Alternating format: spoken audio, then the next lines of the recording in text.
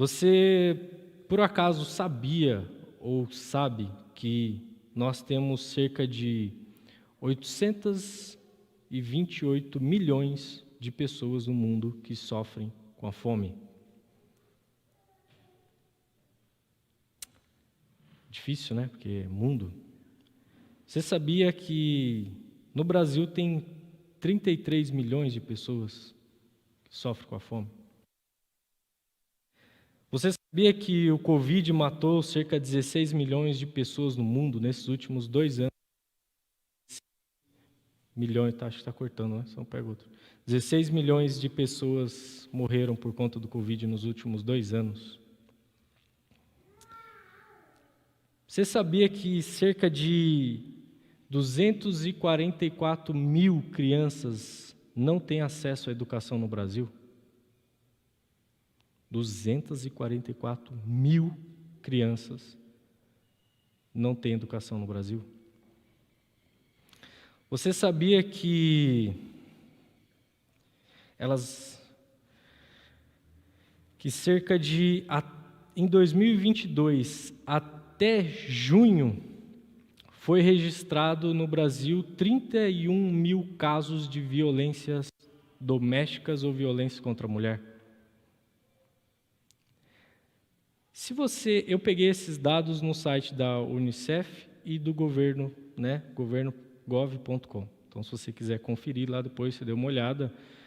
A minha intenção não é entrar no mérito de se esses dados, o que eles levaram em consideração, mas é pensar o seguinte: se a gente continuar buscando isso, com certeza nós iríamos ter números bem mais chocantes assim de homicídios, de coisas terríveis que estão acontecendo aqui e agora. E se nós pararmos para pensar nessas coisas, a gente começa a se sentir mal. Se você tem um mínimo de empatia cristã, você começa a se sentir mal, porque a violência está aí, as coisas estão aí, e para quem está lá fora, a pergunta fica assim: aonde está Deus? Onde está Deus? Está tudo isso acontecendo e Deus está onde? E tem um poeta que ele escreveu o seguinte: se eu conversasse com Deus, tá? Por que é que sofremos tanto quando viemos para cá? Que dívida é essa que nós temos que pagar? Por que que a gente tem que morrer para pagar? Perguntaria também como que ele é feito, que não come, não dorme e assim vive satisfeito. Por que foi que ele não fez a gente do mesmo jeito? Porque existe uns felizes e outros que sofrem tanto. Nascemos do mesmo jeito, moramos no mesmo canto. E aí ele termina com essa pergunta: quem foi temperar o choro e acabou salgando o pranto? Quem foi temperar o choro e acabou salgando o nosso choro? Leandro Gomes de Barros. Nada mais, nada menos, ele em forma de poesia aqui, essa pergunta: onde é que está Deus? Por que essas coisas acontecem? Por que a gente sofre tanto? Que dívida é essa que a gente tem que pagar? Por que a vida é tão sofrida? Por que nós passamos os dias e noites buscando algo que às vezes parece que nós nunca vamos encontrar? Por que será? E a pergunta fica: aonde que está Deus no meio de todo esse sofrimento? De todo esse caos? A gente poderia perguntar, diante das nossas eleições agora, onde é que está Deus diante de tudo isso? E eu quero dizer para você que em Romanos capítulo 16, 20, assim: em breve Deus das esmaga. Eu vou pegar outro microfone, que eu acho que está cortando. Pode desligar esse. Diz assim: em breve o Deus da paz esmagará Satanás debaixo dos pés de vocês. A graça do nosso Senhor Jesus Cristo esteja com vocês. Antes de tentar responder essa pergunta, eu quero convidar você a abrir a sua Bíblia em Gênesis capítulo 3. Gênesis capítulo 3. Porque é fácil nós nos perguntarmos aonde está Deus, mas para a gente nos perguntarmos aonde está Deus em meio a tudo isso, nós precisamos entender por que tudo isso está acontecendo afinal. Por que será que isso acontece com todos nós? Quero convidar você a ler comigo no Gênesis capítulo 3, a partir do versículo 9. Diz assim: Mas o Senhor Deus chamou o homem e perguntou: Onde está você? E ele respondeu: Ouvi os teus passos no jardim e fiquei com medo, porque estava nu, por isso me escondi. Deus perguntou: Quem lhe disse que você estava nu? Você comeu do fruto da árvore na qual lhe proibi de comer? Disse o homem: Foi a mulher que me deste por companheira que me deu do fruto da árvore e eu comi. O Senhor Deus perguntou: Então a mulher, o que foi que você fez? Respondeu a mulher: A serpente me enganou e eu comi. Então o Senhor Deus declarou à serpente: Uma vez que você fez isso, maldita é você entre todos os rebanhos domésticos e entre todos os animais selvagens. Sobre o seu ventre você rastejará, e o pó comerá todos os dias da sua vida. Porém, inimizade entre você e a mulher, e entre a sua descendência e o descendente dela, este lhe ferirá a cabeça, e você lhe ferirá o calcanhar. Ele declarou: multiplicarei grandemente o seu sofrimento na gravidez. Com sofrimento você dará à luz filhos. Seu desejo será para o seu marido e ele a dominará. E o homem declarou: Visto que você deu ouvidos à sua mulher e comeu do fruto da árvore a qual lhe ordenara que não comesse, maldita é a terra por sua causa. Com sofrimento você se alimentará dela todos os dias da sua vida. Ela lhe dará espinhos e ervas daninhas, e você terá que alimentar-se das plantas do campo. Com o suor do seu rosto você comerá o seu pão, até que volte à terra, visto que dela foi tirado, porque você é pó, e ao pó voltará.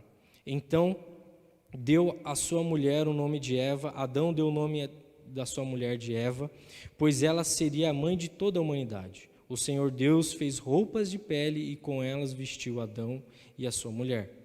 Então disse o Senhor Deus: Agora o homem tornou-se como um de nós, conhecedor do bem e do mal. Não se deve, pois, permitir que ele tome também do fruto da árvore da vida e a coma, e viva para sempre. Por isso o Senhor Deus mandou embora do jardim do Éden para cultivar o solo no qual fora tirado. Depois de expulsar o homem, colocou no leste do jardim do Éden querubins e uma espada flamejante que se movia guardando o caminho para a árvore da vida. Senhor Jesus, nós te agradecemos por tudo aquilo que o Senhor já tem falado conosco nessa manhã. E à luz da Tua palavra, Senhor, nós pedimos que o Senhor fale ao nosso coração, no nome de Jesus. Amém. Bom, nós temos essa pergunta: onde está Deus? E precisamos lembrar do porquê que isso aconteceu. Eu li a partir do versículo 9, mas se você já leu e com certeza já ouviu e contou para as crianças a história da criação, e você se depara com a história da queda. A serpente, que era um animal astuto entre todos os animais selvagens, seduz a mulher e faz com que ela coma do fruto proibido por Deus.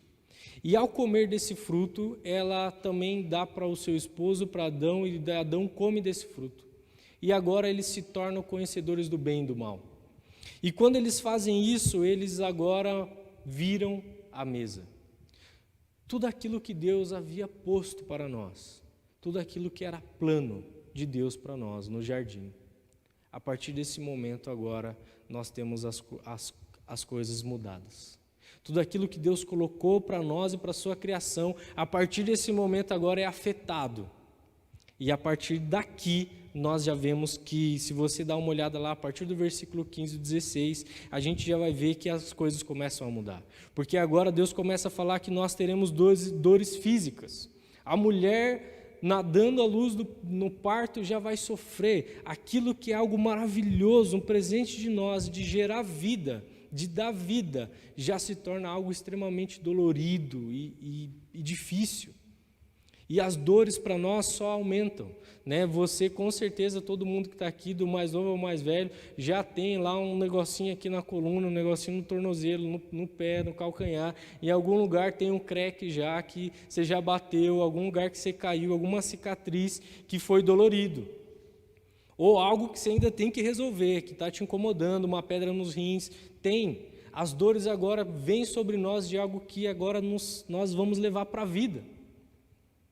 E quanto mais tempo a gente passa, parece que mais às vezes elas nos acompanham, né? Quando você sara um, vem outro e por aí vai.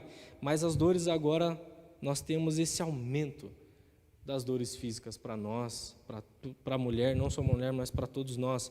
Aquilo que era maravilhoso se torna difícil, agora nós temos a dificuldade na relação conjugal, porque quando Deus fala ali que agora a mulher se sujeitará ao homem, e Ele está dizendo que agora vai ser difícil essa relação. Agora, algo que era para ser uma relação de carinho, de afeto, se torna algo de desejar e dominar. Por mais relacionamento saudável que você tenha e conheça, agora as coisas se tornam mais difíceis. Nós que somos aqueles da família da fé, sabemos que é difícil o nosso casamento. Imagina para aqueles que estão fora. Se torna difícil, se torna algo que o tempo todo nós estamos lidando com o nosso desejo, com a nossa ansiedade de domínio, de fazer aquilo que a nossa carne nos pede. Então até as nossas relações agora elas se tornam difíceis. E agora até maldita é a terra por nossa causa. A Bíblia vai dizer que a criação anseia pela volta de Jesus, porque a criação sofre por causa do pecado. Agora, com o suor da nossa terra, do suor do nosso rosto, nós teremos que trabalhar para ter o que comer.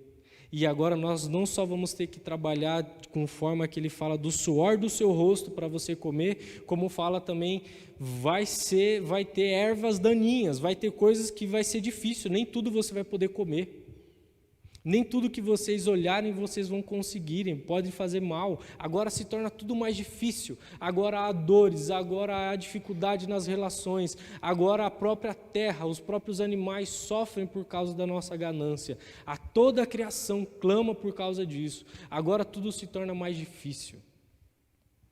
Ou seja, irmãos, quando nós olhamos para tudo isso, esse cenário que onde está Deus, nós precisamos lembrar que se, ao fazer essa pergunta, eu olho para aquilo que está destruído e pergunto onde está Deus, eu tenho que lembrar que isso foi uma consequência daquilo que nós estávamos fazendo em Adão. E por isso nós abrimos essa porteira. Então, com sofrimento nós vamos nos alimentarmos. Vai ser difícil e se torna difícil. Mas, eu quero que você dê uma olhada no versículo 15. Dê uma olhada no versículo 15. Tudo isso acontece. Nós rompemos com Deus, nós viramos a mesa que estava posta dentro daquilo que era plano de Deus para nós. Mas quando Deus já começa a perguntar, como assim? Quem te falou que você está nu? Você fez o que não deveria. Foi a serpente, então eu vou colocar inimizade entre vocês. E Deus lá no versículo 15 já fala assim: porém inimizade entre você e a mulher, e entre a sua descendência, e o descendente dela, este lhe ferirá a cabeça. Aqui nós temos a primeira promessa já bíblica, que aquele que virá, nascido de mulher, esmagará a cabeça da serpente. Então, quando nós nos perguntamos assim, onde está Deus no meio de tudo isso? Eu quero lembrar você de um texto que nós lemos muito no Natal. Isaías 53, no versículo 4 e 5. Isaías 53, 4 e 5 diz assim: certamente Ele tomou sobre si as nossas enfermidades e sobre si levou as nossas doenças. Contudo, nós o consideramos castigado por Deus e por Ele atingido e afligido. Mas Ele foi transpassado por causa das nossas transgressões e foi esmagado por causa das nossas iniquidades. O castigo que nos trouxe a paz estava sobre Ele, e pelas suas pisaduras nós fomos curados. Aonde está Deus, irmãos, no meio do sofrimento? Aonde está Jesus no meio do sofrimento? Quando você se pergunta isso, eu quero te lembrar, e quando eu estava pensando sobre isso, veio um texto, um versículo muito curto. E ele me impactou naquele momento. E eu quero que você dê uma olhada aí. Mateus, no capítulo 1, no versículo 23. Diz assim: a virgem ficará grávida e dará à luz um filho, e ele chamará Emanuel, que significa Deus conosco. Ela ficará grávida e dará à luz a um filho, e ele será chamado Emanuel, o Deus conosco. Sabe onde está Deus no meio desse sofrimento, irmãos? Deus estava sacrificando o seu filho. Quando nós erramos, quando eu e você viramos a mesa daquilo que era plano de Deus para nós, ali Jesus já estava anunciando: eu vou sacrificar meu filho por vocês. Vocês se rebelaram contra mim, vocês romperam com aquilo que era meu plano, mas eu vou sacrificar o meu filho em favor de vocês. Porque vocês agora estão rompendo com uma relação, vocês estão rompendo com um propósito santo e divino para toda a criação. E todo mundo vai sofrer e vai gemer por causa disso. Mas virá aquele nascido de mulher, que esmagará a cabeça da serpente. E em Mateus nós já temos assim, que Maria ficará grávida e ela dará à luz a um filho e ele vai ser chamado Emanuel. Deus está falando para nós: vocês romperam tudo e eu vou ter que sacrificar meu filho por causa daquilo que vocês fizeram. Mas o meu filho vai para vocês, e nós vamos, a Trindade vai se sacrificar, vai de encontro com vocês, como um Deus, não que vai trazer castigo pela maldade que vocês fizeram e continuam fazendo, mas sim como um Deus que é Deus conosco. Onde está Deus no meio desse sofrimento? Ele estava certamente levando sobre si as nossas enfermidades. Onde está Deus no meio da sua dificuldade? Talvez você, quando eu descrevi um pouco desse cenário no mundo de sofrimento, talvez você, no momento, você está pensando assim: você está falando de dados no mundo? Eu não consigo ver esperança para os meus filhos. Você está falando de dados no mundo? Eu não consigo ver esperança para a minha família. Você está falando de dados do mundo, do Brasil? Eu não consigo ver esperança para o meu casamento. Está falando de dados do mundo, do Brasil? Eu deixei de ter esperança sobre a minha vida, sobre os meus sonhos.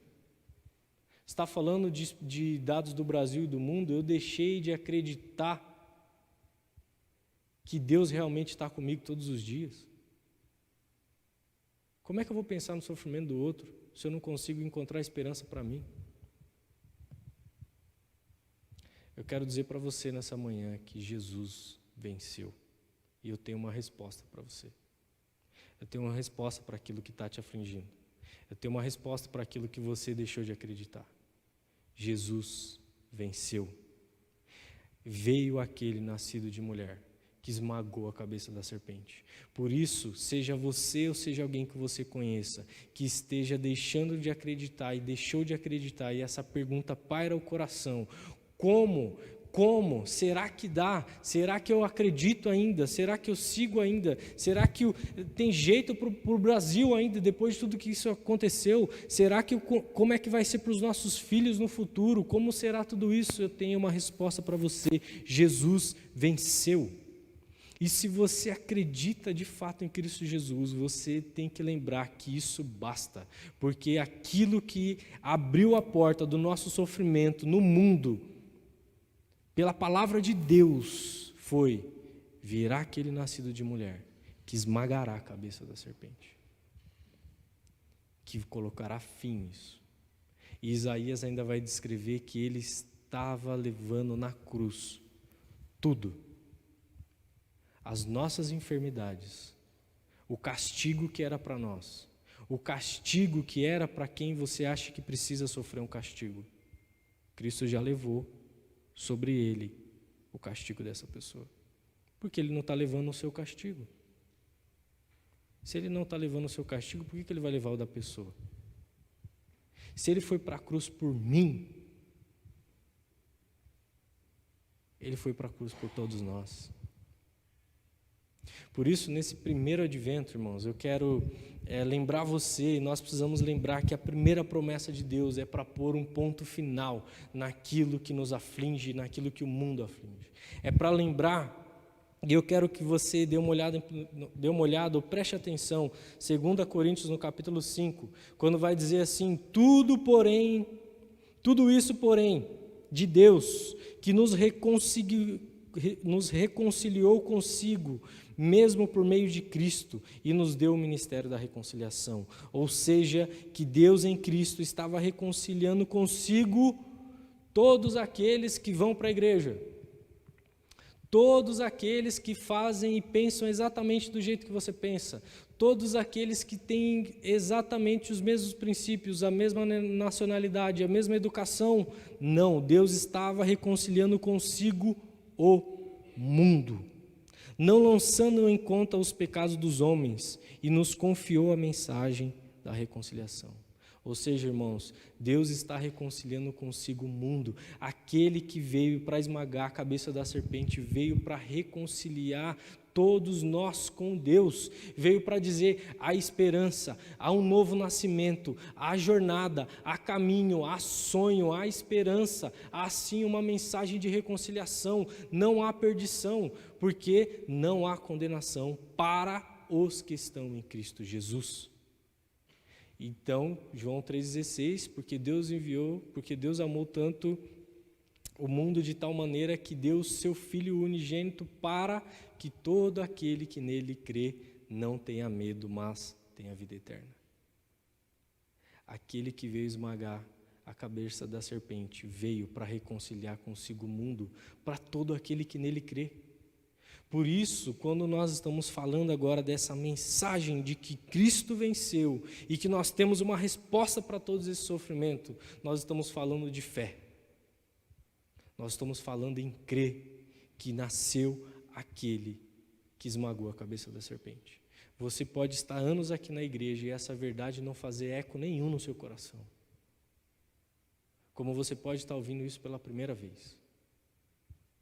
Para todo aquele que nele crê, não pereça, mas tenha vida eterna. Ou seja, irmãos, para todo aquele que nele crê, não tenha medo. Está difícil. Cristo venceu. Por isso a gente continua. Por que a gente continua? Por que você continua acreditando? Por que você continua vindo para a igreja? Porque Cristo venceu. E há uma mensagem de reconciliação que nós precisamos entregar. Mas isso pede fé de que esse Jesus, o Deus conosco, veio, se encarnou.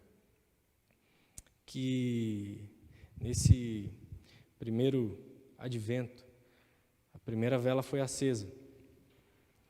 Que você possa, nessa manhã, lembrar que nós estamos aqui já lembrando de que esse Deus conosco encarnou e veio aqui.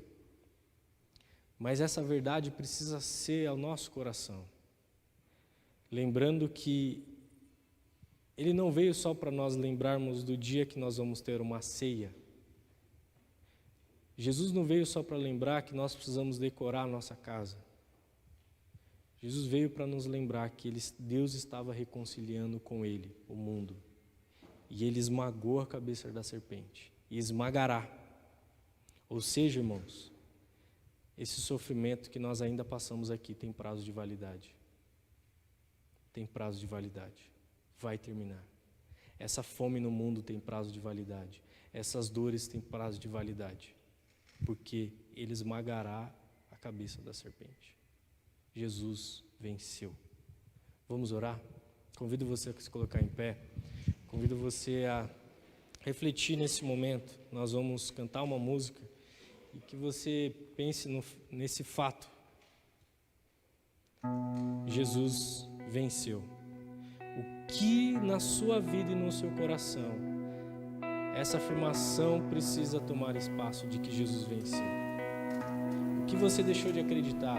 o que você deixou de orar, o que você deixou de falar, Jesus venceu.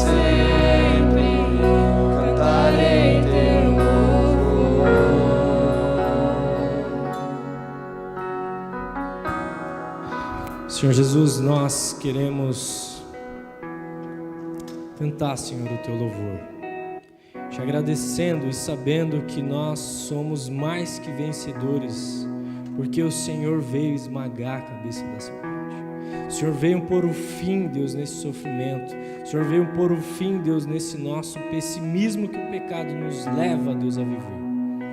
Nós queremos, Deus, caminhar de acordo com a Tua palavra, Senhor, sabendo que o Senhor está reconciliando consigo o mundo. E nós queremos levar, Senhor, essa mensagem de reconciliação. Obrigado, Senhor. Nos ajuda nesse tempo de advento a refletirmos sobre tudo que o Senhor representa para nós. Nós pedimos assim, no santo nome de Jesus. Amém.